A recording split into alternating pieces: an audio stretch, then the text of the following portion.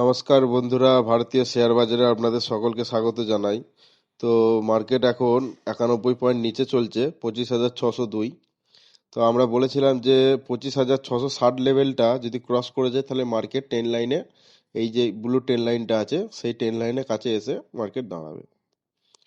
তো এখানে দেখি যে কি করতে পারে, এটা কি ক্রস করে গেছে অলরেডি, নাকি আবার উপর দিয়ে যেতে পারে, নাকি ট্রেন লাইনে আসবে, সেটা আমরা দেখবো। এটা উইকলি চার্ট।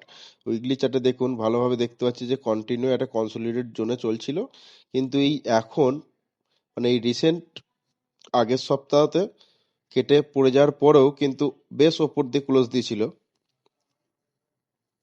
কিন্তু এ সপ্তাহে কিন্তু বেশ ভালো রকম নিচে পড়ে গেছে।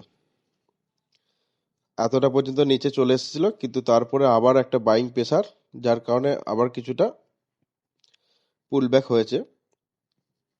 Daily chart